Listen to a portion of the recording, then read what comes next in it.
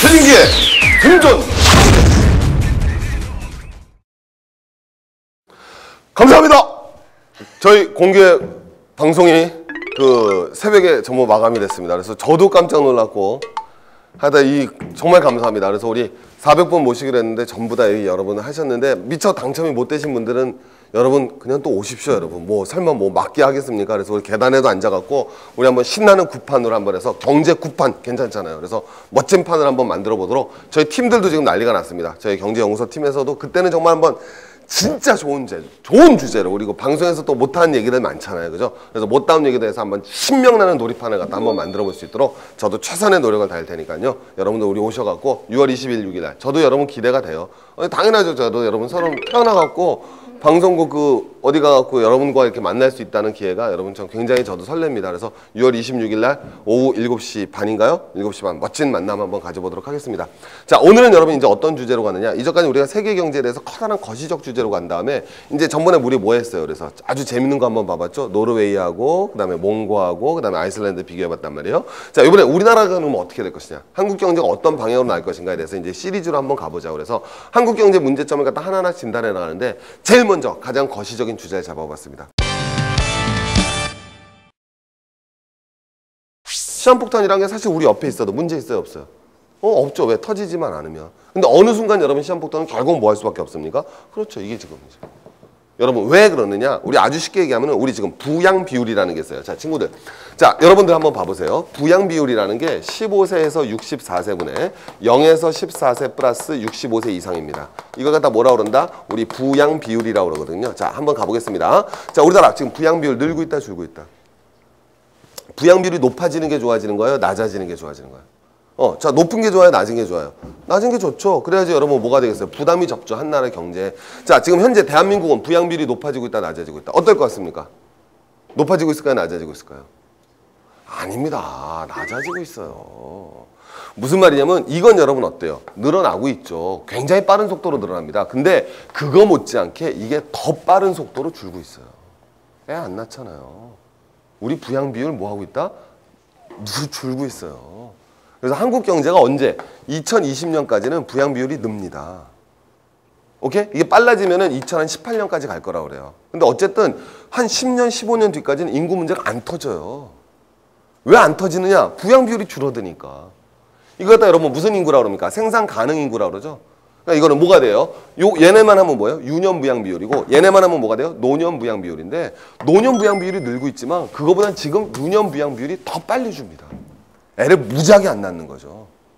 자, 엄청 안 납니다. 어느 정도 안 낳느냐? 뒤로 한번 넘어가 보겠습니다. 자, 세계 주요국의 평균 출산율이 우리 멋지게 꼴등하고 있잖아요. OECD 국가 중. 얼마입니까? 1.13. 막 이 정도밖에 안 나요. 그러니까 여성 한 명이 한 명밖에 애를 안 낳는 거죠. 오케이? 그 다음에 결혼도 여러분 늦어요. 빨리 해야 늦어요. 지금 우리 총각 같으신데 결혼하셨어요? 무슨 총각이 한참 아저씨인데 못했잖아요. 할 수가 있어야죠. 그죠? 뭐 당장 뭐 몸만 갖고 할 수 있는 건 아니잖아요. 그죠? 우리가 건강한 신체가 있다고 다 결혼할 수 있는 건 아니지 않습니까? 그죠? 뭐 이렇게 좀 준비된 게 뭐 죄송합니다. 이게 뭐 공개 방송에서 하는데 뭐 준비된 것도 없으시고 상당히 힘드신 상황이 뭐 이해는 해요. 제가 왜 요새 88만 원 세대라고 그러지 않습니까? 이게 굉장히 현실적인 거라니까요. 여러분 이게 어느 정도 갈 수 있냐면은 내년 되잖아요. 우리가 1.0 이하로도 떨어질 수 있다는 추측이 나옵니다. 왜 올해 경제가 여러분 어때요? 굉장히 어렵죠. 결혼들 다 미뤄요. 여러분 제일 대표적인 게 작년, 재작년 했을 때만 해도 돌잔치가 좀 많았었어요. 왜? 그때 막 뭐 했었어요? 뭐 황금 돼지 뭐 어쩌고저쩌고 해갖고 애를 좀 낳았어요. 근데 지금 완전 썰렁합니다. 제가 다니는 학원에 예를 들면 강남 모 학원인데 거기 여러분 3층이 돌집이었어요. 근데 여러분 제가 작년, 재작년 수업할 때 항상 여러분 뭐가 됐어요? 토요일날 계속 돌잔치가 있었거든요. 지금 까면 없어요, 돌잔치가. 싹 수그러들었다고요. 올해 여러분 내년 발표하면 1.0 이하로 떨어질 수도 있습니다. 살짝 올라. 우리가 한번 바라보면 알겠지만 예전에 2.0에서 쭉 떨어지다가 살짝 올라왔었다니까요. 뭐 황금돼지 어쩌고 저쩌고 그러다 다시 뚝 떨어지고 있습니다. 내년엔 여러분 1.0 이하로 떨어질 수도 있어요. 그럼 굉장히 무서운 얘기죠. 왜? 2명에서 1명밖에 안 남죠. 인구가 여러분 얼마나 빠른 속도로 줄어들겠습니까? 그래서 여러분 우리가 생각하는 거는 이게 왜 시한폭탄이라는 말을 썼느냐면 제가 아까 말씀드렸죠. 옆에 있을 땐 뭐 한다? 모른다니까요. 우리 당분간은 못 느낍니다. 이거에 대해서. 왜? 부양 비율이 어쨌든 낮아지니까. 근데 이거 낮아지는 건 이제 뭐가 되겠습니까? 한계되죠. 뭐예요? 저출산. 자, 두 번째 이제 문자가 닥칩니다. 저출산 다음에 무슨 화가 이루어지겠어요? 고령화. 그럼 이건 줄어들 대로 줄어든 상태에서 이게 미친 듯이 올라가는 거죠. 그럼 2000년 20년 이후에는 부양 비율이 놀라운 속도로 들어갑니다. 전 세계에서 가장 빠른 속도로 들어가게 되죠. 자, 어느 정도로 여러분 빠른 속도로 들어가느냐? 여러분 이게 한국 사회가 왜 문제가 되느냐? 기본적으로 우리가 이 정치와 경제는 별도의 문제가 될 수가 없는데 저출산이 이미 86년에 여러분 출산율이 1.7명이었어요. 그럼 여러분 뭐는 최소한 없어졌어야 돼요? 산하 제한은 없어졌어야 되죠. 근데 산하 제한은 96년 이후에 폐지됩니다. 굉장히 어리석은 눈을 범한 거죠. 이렇게 반응을 못 했던 거예요. 자, 여러분 노령화는 또 어느 정도 빠른가? 뒤로 넘어가 보겠습니다. 자, 노령화는 여러분 얼마나 행복한 거냐면요. 자, 우리 여기 오신 분 중에서 우리 제일 젊으신 것 같은데 지금 연세가 어떻게 되세요? 그렇죠. 21인데 우리 선생님이 이제 지금 오늘 올해가 몇 년이죠? 2010년이죠. 그러면 우리 분이 지금 25이시니까 40년 지나면 65세. 그러면 2050년 되면 노인이 되시네요. 그죠? 행복하신 거예요. 왜? 길 가잖아요. 5명 중 2분이 노인이에요. 얼마나 행복해요. 그죠? 온통 노인밖에 못 봅니다. 보세요, 여러분. 실제로. 여기 딱 나오죠. 이게 2049년이거든요. 여러분 표가 작은데 2049년이 되면 전체 인구의 40%가 노인입니다. 작살이죠. 워킹 더 스트리트 에브리 노인. 오케이? 에브리 미트 노인, 옆집도 노인, 옆집도 노인. 그때는 이미 노인이 아니죠, 그분들이. 왜? 그분들이 청군이 아니에요, 청년. 65세가 청년이 되는 거죠. 행복하신가요? 우리 그 옛날 철학자 베이컨이 꿈꾸던 뉴 아틀란티스. 모든 인간의 수명이 왕창 늘어나는 사회. 행복한가요? 그게 닥치는 거예요, 여러분. 굉장히 무서운 거라니까요. 이해되시죠? 저출산의 고령화가 확 진행됩니다. 이게 우리가 문제로 금방 들어가는 거예요. 한국 사회가 어느 거 정도냐면은 요건 이제 알면 재밌는 게 요거는 이제 여러분요. 고령화 사회라고 그러거든요. 그래서 65세 이상 노인 인구가 일반적으로 65세 이상 인구를 노인 인구라고 합니다. 왜 65세 이상을 노인 인구라고 그럴까요? 왜 그럴까요? 유엔에서 정했어요. 아무 이유 없습니다. 오케이. 자, 여러분 도시는 5만 명 이상이에요. 왜? 유엔에서 정했어요. 아무 이유 없습니다. 자, 여러분 어쨌든 유엔에서 65세 이상을 갖다 노인이라고 그랬는데, 자, 전체 인구의 7%가 넘으면 고령화 사회라고 그러는데 우리가 2000년에 접어들었거든요. 14%가 넘으면 고령 사회라고 그러고요. 21%가 넘어가면 초고령 사회라고 그러는데 우린 몇 년 걸린다? 26년 걸릴 거로 추정하고 있습니다. 근데 여러분 선진국에선 100년 이상 걸린 거예요. 우리가 세계에서 제일 빠른 노령화 사회를 갖고 있다는 건 여러분이 다 익히 들으셔서 알 겁니다. 근데 그게 얼마나 무서운 거냐면은 우리 지금 25 되신 분들이 계시다. 그러면 그분들이 여러분 40년대가 되면 노인이 되면 정말 5명 중에 2명이 노인이에요.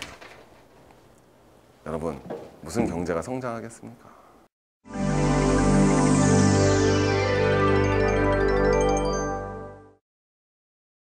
자, 그러면 도대체 노령화가 된다면 뭐가 문제냐? 자, 노령화가 된 건 어떻게 되냐?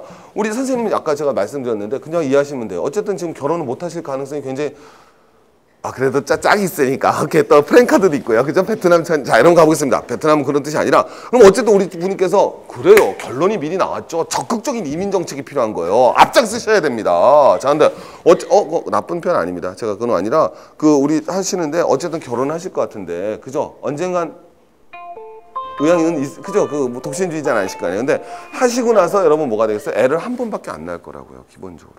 그리고 늙어가는 겁니다. 이게 모든 가구의 일이 나는 거예요. 그래서 선생님께서 나중에 70 몇세 모시셨을 때 애는 딱 한 명 있으신 거죠. 예를 들면 평균적으로. 그리고 노인 2명에 젊은 1명이 사는 것. 그게 대한민국의 현실이에요.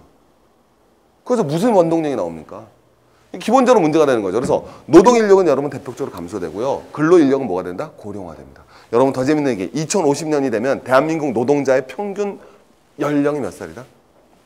뭐라고 얘기하느냐? 발표도 못하죠. 50.5세쯤 보고 있습니다. 2050년이 되면 대한민국에서 일하는 근로자의 평균 연령이 50세가 넘어요. 얼마나 무서운 사회입니까? 그게 여러분 미래의 공상 과학 소설이 아니라니까요.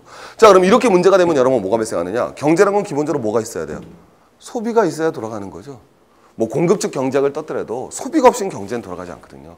여러분 이게 끝장나죠. 자, 왜? 여러분 우리 나이 드신 분들 자 소비 많이 해요? 못해요? 기본적으로 못하시죠? 왜? 자, 조기 퇴직이 이루어집니다. 요새 여러분 뭐라고 나와요? 5, 6도라고 나오죠? 56세 정년이다. 56세가 돼서 여러분 직장 다니면 도움옵니다. 이런 소리 나오죠? 자, 여러분 뭐가 돼요? 소비가 급격히 뭐가 되겠습니까? 감소되죠. 자, 여러분 나이 드신 분들 여러분 우리 가끔 보면은 주유소 가도 여러분 나이 드신 분들이 오셔서 뭐예요? 기름 넣어주시고 일하시잖아요, 여러분. 자, 주로 그분들이 가지고 있는 직업들이 여러분 어때요? 굉장히 전문직, 테크니컬한 직업인가요? 아니면 굉장히 낮은 단순 노동직인가요? 단순 노동직이죠. 임금이 뭐가 되겠어요? 수준이 저하되죠. 임금 수준이 다르면 소비할 수 있는 여력은 커져요, 적어져요? 적어지죠. 자, 근데 우리 노인만의 문제가 되는 건 아니에요. 자, 우리 노인이라고 그랬는데 왜? 저도 그때 되면 노인이 될 것 같습니다. 저도 40년 뒤에는 딱 걸릴 것 같아요. 막 67세, 68세 걸릴 것 같은데 그때 되면 자, 여러분 뭐가 돼요? 노인 딱 걸릴 것 같은데 뭐가 문제가 되느냐? 자, 아까 제가 말씀드렸죠. 애가 뭐를 해야 돼요? 부양을 해야 되죠. 근데 그 부양을 해야 되려면 여러분 뭐가 돼야 되겠어요? 자기 소비를 할 수 있어요? 못해요? 못하죠. 그래서 이 고령화 사회에서 경제적으로 가장 큰 문제는 결국은 뭐가 된다? 소비가 완전히 위축됩니다.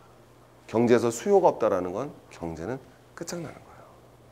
더 이상 세이가 말했듯이 옛날 경제학자 세이란 친구가 있어요. 세이. 공급이 여러분 수요를 창출한다고 그러죠? 창출 못합니다. 얼마나 무서운 일이 발생해요. 여러분 공급과 행의 다른 말이 뭐예요? 두 글자로. 공황 아닙니까? 물건을 엄청 만들었는데 안 팔리고 있어요. 그게 바로 뭐예요? 공황 아닙니까? 공황은 왜 발생합니까? 이유는 간단한 거죠. 공급이 있고 수요가 있으면 공급이 엄청나게 많은 게 뭐다? 공황이죠. 공급이 엄청나게 늘거나 수요가 줄면 뭐가 발생해요? 공황이 발생하는 거죠. 여러분 나중엔 여러분 결국 우리 고용화사의 가장 큰 문제죠. 구조적인 공황이 올 수 있는 거예요. 아무도 해결할 수 없는 공황. 왜? 소비를 갖다 늘려나갈 수 있는 방법이 없어요. 자, 여러분 뒤로 넘어가 보겠습니다. 자, 그럼 여러분 보면은 이게 굉장히 재밌는 건데, 자, 여러분 이게 맨큐란 친구입니다. 우리 많이 들어보셨을 텐데 맨큐의 경제학 하죠. 제가 원래 개인적으로 그렇게 좋아하는 친구는 아닙니다. 그래서 제가 맨큐의 경제학을 뛰어넘는 놀라운 책을 하나 내지 않았습니까? 자, 모르시면 인터넷 쳐보시고요. 자, 구입하셔도 감사합니다. 자, 어쨌든 뭐가 된다. 이 맨큐란 친구가 뭐라 그랬냐면 20년 전에 얘가 논문을 썼는데 뭐라 그러냐. 2007년 미국 주택 가격이 47% 폭락할 거라 그랬습니다.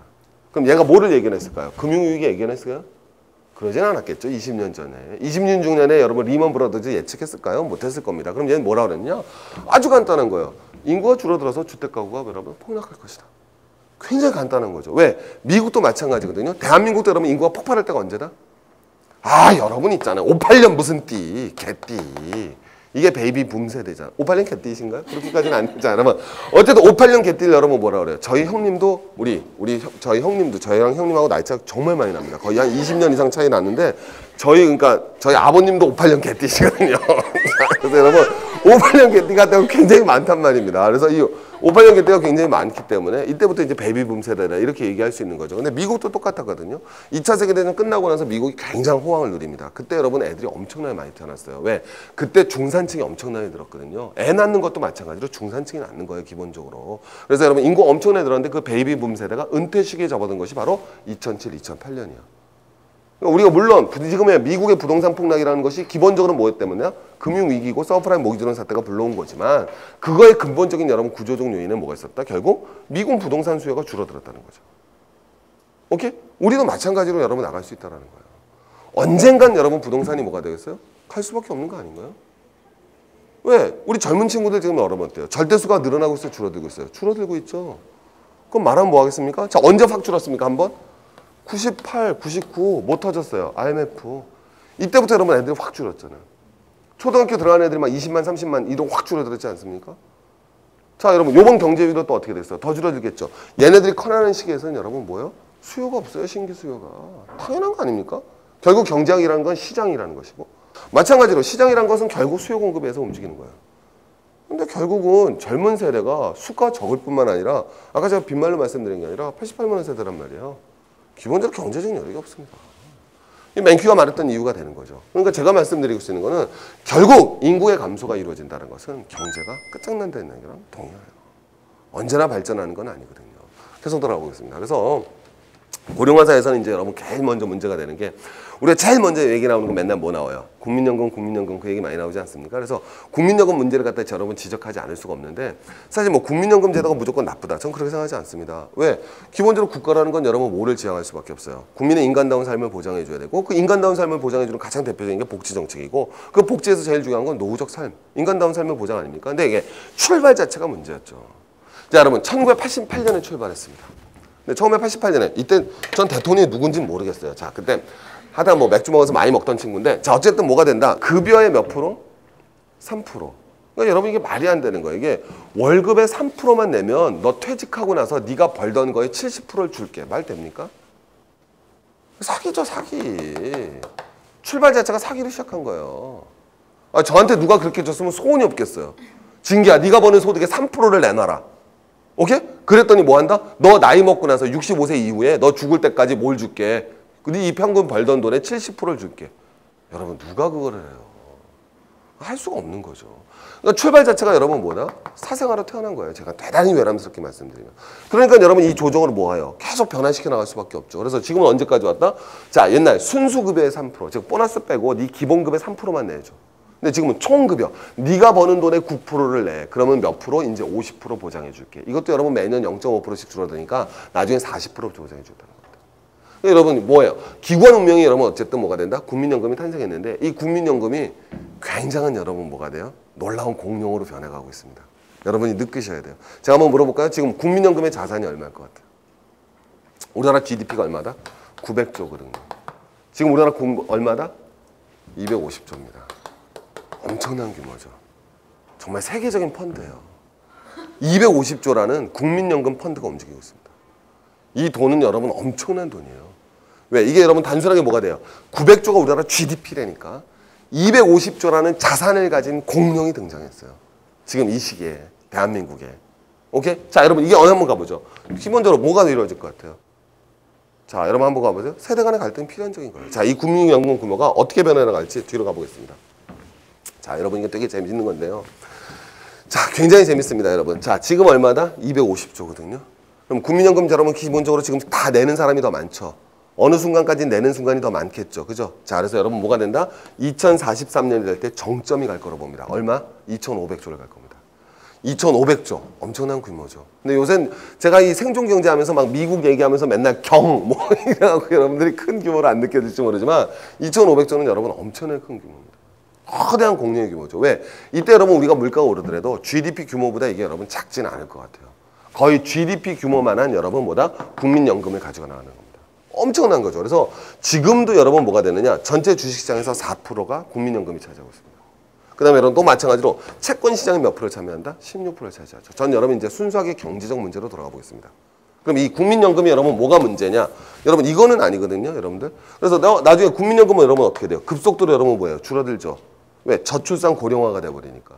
저출산이 되니까 내는 애는 없죠. 고령화되니까 받는 사람만 많죠. 당연한 거 아니겠습니까? 그래서 급속도로 떨어져요. 이게 이제 굉장히 큰 문제를 가져올 겁니다. 근데 이게 이제 어떤 문제를 가져올까를 바라보기 전에 요거 하나 말씀드릴 수 있는 게 요거 하면 여러분 오해하시는 게 야, 그럼 내가 낸 국민연금 못 받는 거 아니야? 이런 생각을 많이 하시는데요. 꼭 그렇지는 않습니다. 왜? 이 국민연금이 없어지더라도 어쨌든 젊은 사람이라도 이때 돈 내요, 안 내요? 내죠. 나이 드시면 받아갑니다. 그러니까 기본적으로 국민연금이 고갈된다. 이건 약간 좀 고갈되었다. 고갈은 돼요. 국민연금 자산이. 언젠간 고갈될 수밖에 없지만 그렇다고 해서 내가 국민연금 못 받는다. 그러진 않거든요. 우리나라 국민연금이 여러분 아주 소홀하게 관리되고 있는 건 아닙니다. 수익률도 나쁜 편은 아니에요. 아주 나쁜 편은. 어느 정도의 적정 수익률을 내고 있기 때문에 그 자체에 대해서는 여러분들이 저도 마찬가지로 혹시 이제 보시는 분 중에서 오해하실까 봐 근데 그렇지는 않은 상황이고 제가 말씀드린 건 이제 순수한 경제적으로 말씀드린 건데 뭐냐면은 이 2,500자가 되거든요. 여러분 이건 마찬가지로 이 2,500자 여러분 어디다 갖다 놓습니까? 땅속에 파묻어 놓나요? 오케이, 그러지 않겠죠. 뭔가 뭘 해야 되겠어요? 투자를 해야 되겠죠. 기본적으로 여러분 최근 어디에 투자하고 있다? 채권에 투자합니다.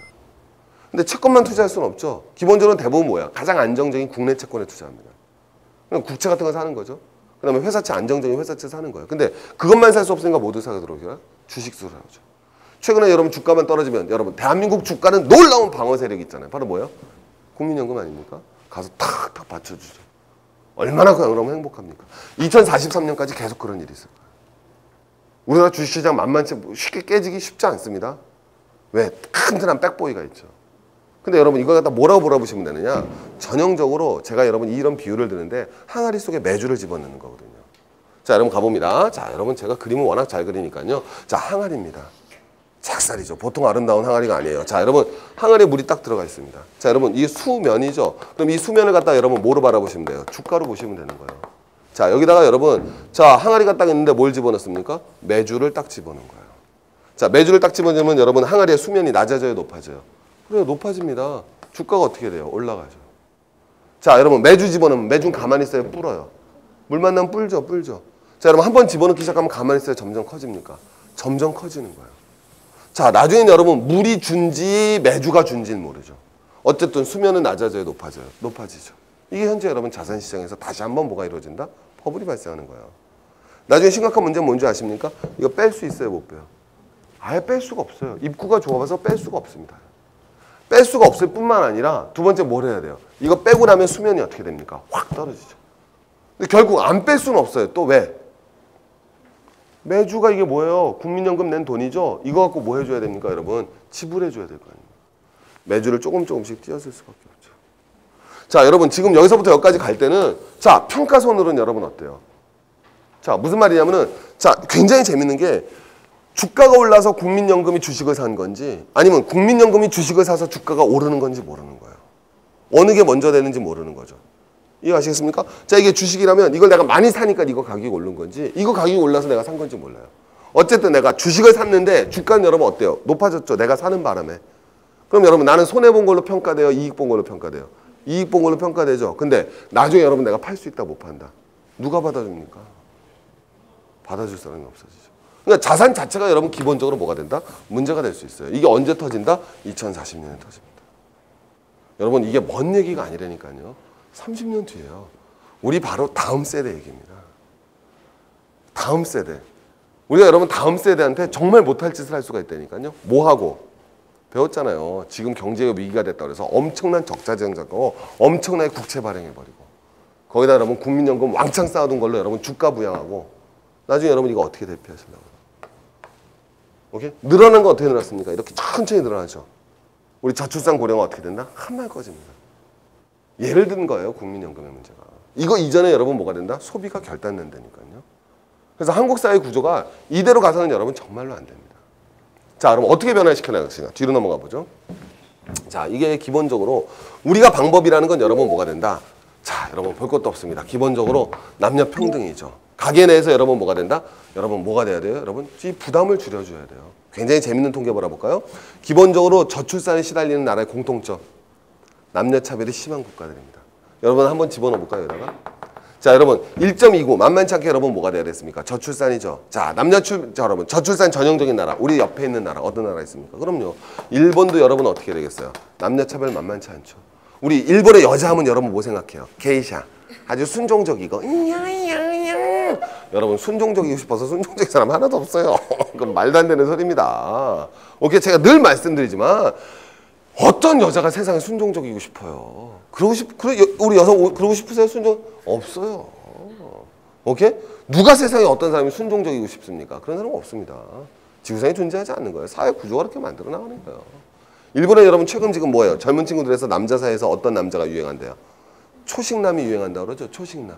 초식남이 어떤 애들이에요, 여러분? 왜? 일본의 남성이 여러분 원래 어땠어요? 엄청 거칠고 하드보일드하고 일만 하고. 근데 그래봤자 여러분 성취해봤자 가정 내에서 뭐예요? 비참한 최후를 맞이하지 않았습니까? 그걸 보고 이제 초식남이 잘하는 거죠. 나는 예쁜 남자 이런 애들이 여러분 잘하는 거예요. 그게 여러분 나오는 것이 마찬가지로 일본이 이런 거죠. 이 나라 어떤 나라일 것 같아요? 자, 여러분 유럽에 있는 대표적인 국가입니다. 거칠 뽀이의 세계. 으야! 황소가 타놓고 으야! 으야! 무슨 나라? 스페인. 투하는 모습이었어요. 이해 못하시겠어요? 자, 스페인. 이 나라는 여러분 또 어디가 돼야 되겠습니까? 여러분 또 있잖아요, 여러분. 아주 거친 마피아의 세계.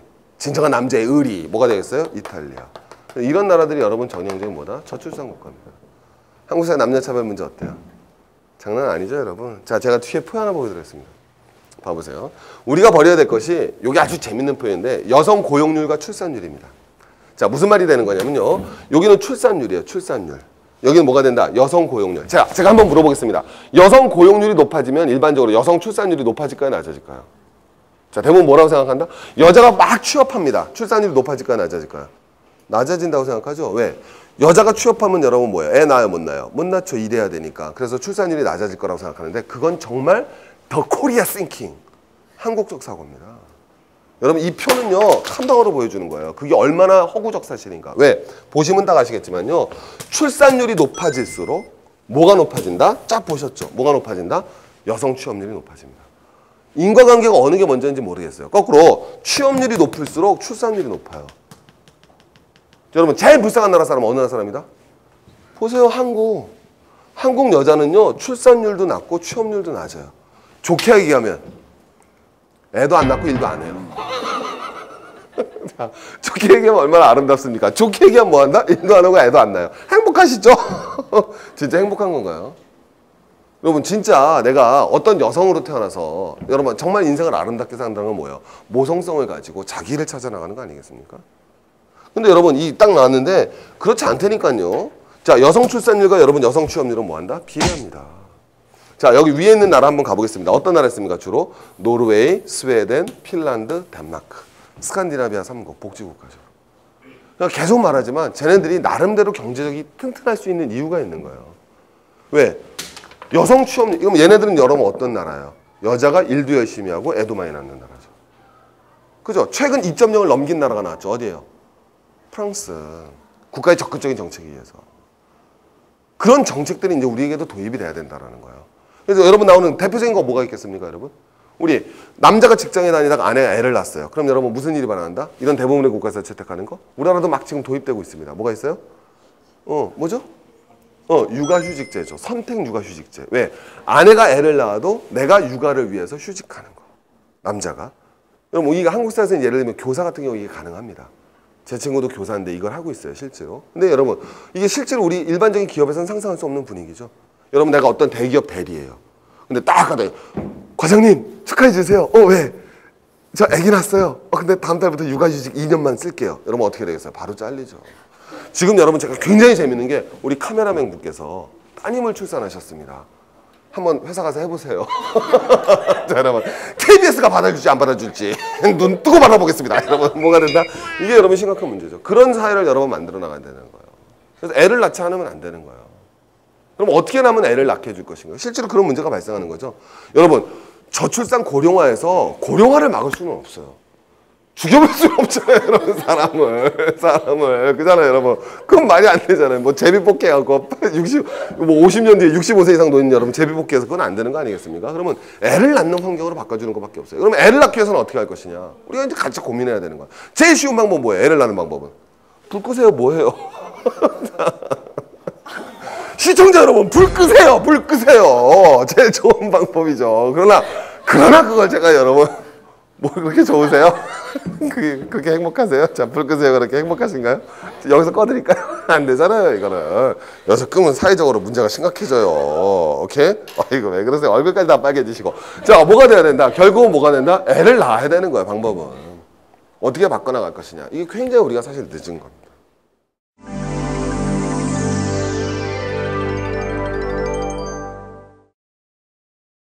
제가 왜 제일 먼저 저출산 문제를 들고 왔느냐. 가장 근본적인 문제는 결국 한국 경제가 우리가 5년, 10년을 보는 게 아니죠. 우리 후세까지 봤을 때 굉장히 어려워질 수 있다는 거예요. 제가 아까 국민연금 문제 말해봤지만 연금이 늘어날 땐 상관이 없다니까요. 그게 여러분 꼬꾸라지는 순간이 언젠가는 온다고요. 그게 멀지 않은 30년 뒤입니다. 과연 우리는 그걸 대비하고 있느냐. 국민연금 고갈된다는 게 문제가 아니에요. 그때 돼서도 여러분 갈 수 있습니다. 비율 줄여나가면 돼요. 하지만 진정한 문제는 그것이 떨어졌을 때 차선 쭉 사드릴 거 아닙니까? 그걸로 해외 채권도 사고 국내 채권도 사고 해외 부동산도 사고 해외 주식도 사고 다 살 거 아니에요? 언젠간 다 팔아내야 될 거죠. 어떻게 버텨나갈 거냐는 거예요. 그 매도를. 그거에 대한 준비가 우리가 없다면 안 되는 거예요. 저 뒤로 가보겠습니다. 그래서 제가 드릴 수 있는 말씀은 여러분 가장 기본적인 보편적인 얘기라면 방법은 뭐냐. 여러분들 다 아시겠지만 고용인용 활용하고요. 그 다음에 이민자 받아들여야죠. 한국과 같은 더 이상 순혈주의적 사고방식은 굉장히 어렵죠. 기본적으로 남녀차별이 존재하고 애를 낳아서 여러분 그런 양육 부담이 국가적 부담이 아니라 개인적인 부담으로 돌아가는 사회가 이 지속되는 한은 한국 사회의 미래 경제 구조는 단언컨대 어렵습니다. 이건 여러분 우리가 지금부터 준비해야 돼요. 그렇지 않았을 땐 여러분 어떤 사태가 벌어지냐면은 2050년 되면 정당 이름이 한나라당 열린우리당이 아닐 겁니다. 노년당 젊은당. 세대 차이가 극한 대립으로 갈 수 있어요. 그것이 어떤 계급적 모순이나 다른 모순을 갖다 뒤덮을 확률도 존재하는 거예요. 왜? 특수성이 보편성을 갖다 띌 수도 있거든요. 그러니까 무슨 말이냐면은 2050년이 딱 됐을 때 그러지 않겠어요? 여러분 어떤 여러분이 정치인이라면 이게 사회 구조가 될 수 있어요. 여러분 굉장히 우리가 뭐라고 생각할 수 있어요? 젊은 사람들이 진보적이라고 생각할 수 있죠. 과연 그런가요, 여러분? 우리 그 뭐 386 세대라는 저 윗세대 분들이 있었습니다. 그죠? 근데 그 386 세대라는 분들이 여러분 얼마나 그 진보적인가요, 영원히? 그러지 않을걸요? 나중에 여러분 한 30년 지났습니다. 그분들이 다 노인이 됐어요. 그죠? 그분들이 과연 그 당시에도 그때도 과연 진보적이고 사회 여러분 어떤 세력이 될 것인가? 그러지 않을걸요? 당장 자기 국민연금에 이득이 되는 선택을 할 수밖에 존재하죠. 그럼 그때가 되면 정말 청년당, 노년당으로 대한민국이 갈릴 수가 있어요. 그게 여러분 얼마나 명확한 현실입니까? 너무 슬프잖아요, 여러분. 그걸 만들어낼 수 있는 것은 기본적으로 우리가 지금부터 고민해 나가야 된다는 거죠. 그래서 오늘은 제가 좀 너무 거시적이고 거창한 주제를 잡아봤는데 왜? 고령화 문제가 해결되지 않는 한 한국 경제 구조적인 문제는 해결이 어렵다. 이게 저건 기본적인 포인트입니다. 왜? 아주 쉽게 얘기해서 뭐가 창출되지 않는다? 수요가 창출되지 않아요. 나중에 2040년 이후 자산 붕괴 막을 수가 없습니다. 필연적인 겁니다. 그거는. 이 두 가지 말씀드리고 싶어서 우리가 지금부터 그런 정치인을 여러분 뭐예요? 뽑아주고 그럴 때 우리 한국 사회가 보다 더 건전한 경제로 갈 수 있지 않을까 이렇게 바라보는 겁니다. 자, 오늘 저출산 문제 바라봤고요. 다음부터는 한국 경제에 대한 문제점들에 대해서 문제점이라기보다 우리가 대안 그리고 어떻게 이 위기를 극복할 것인가에 대해서 부분별로 하나하나 살펴보고 점검하는 기회를 갖도록 하겠습니다. 자, 여러분 감사했고요. 자, 우리 6월 26일 날 공개 방송에서 여러분 만나서요. 한번 멋진 우리 경제 잔치라고 그래야 될까요? 경제 콘서트라고 그래야 될까? 여러분 신나는 놀이마당 만들어 보도록 하겠습니다. 여러분 감사하고요. 불 끄십시오. 여러분들 댓글 너무 많이 달아주셔서 여러분 너무 감사합니다. 그거 읽느라고 어떨 때는 정말 뭐 밤새는 재미도 여러분 가져옵니다. 특히 특히 이제 한 두 가지 정도 이제 먼저 말씀드릴 수 있는데 이제 가끔 보면은 이제 뭐 욕하는 경우가 있는데 하지 마십시오. 농담이고요. 자, 그다음에 여러분 저는 깜짝 놀란 게 이거 댓글 달면서 그게 그렇게 많은 줄 몰랐었어요. 그 뭐 조건 만남 뭐 이런 게. 그래서 야, 이 정말 오늘 저출산 문제를 해결하고자 그분들이 그렇게 노력하는 줄은 몰랐어요. 밤새 달아주시는 거예요. 조건 만남 인터넷에서 만남을 원합니다. 이야, 저출산 문제를 해결하고 너무 고생이 많으신데요. 딴 나라 가서 좀 해주셨으면 감사하겠습니다. 자, 그다음에 여러분 많으신데요. 여러분 우리 제 필소 대박이라는 분신 정말 감사합니다. 그래서 뭐 댓글 너무 많이 달아주셔가지고요. 제가 개인적으로 여러분 말씀드리고요. 우리 오픈 베셀이라고 우리 친구가 우리 고이 친구인데 이 내용이 되게 재밌어가고요. 아빠랑 엄마랑 같이 듣는답니다. 제가 여러분 너무 고맙고요. 근데 그래서 아버지 어머님이 이 테레비를 다 치우셨나 봐요. 우리 고이니까. 그래서 테레비 다 치우시고 이제 같이 제 수업 들어주신다 그러는데 그럴 때마다 여러분 제가 너무너무 감사하게 생각하고요. 그래서 제가 정말 저희 꿈꾸는 게 제가 이제 제가 뭐 공개 방송 말씀드리겠지만 댓글 읽으면서 느끼는 거지만 제가 대단한 그런 경제학에 대한 높은 그런 걸 가진 사람은 아니지만은 정말 그래도 제가 우리 함께 같이 경제에 대해서 고민할 수 있는 더 큰 장들을 만들어 보도록 여러분 더 열심히 노력하겠습니다. 그래서 우리 뱃셀 어머님 아버님 우리 고이 친구 더 열심히 들어주시고요. 나머지 분들도 열심히 들어주시고요. 그 다음에 우리 고이 어머님 아버님 감사드리고 불 끄시면은 너무 늦둥인가? 여기까지 여러분 수업하고요. 감사합니다. 또 댓글 여러분 다음 주에도 또 많이 달아주시고요. 다음 주 공개 방송 멋있게 만나도록 하겠습니다. 감사합니다.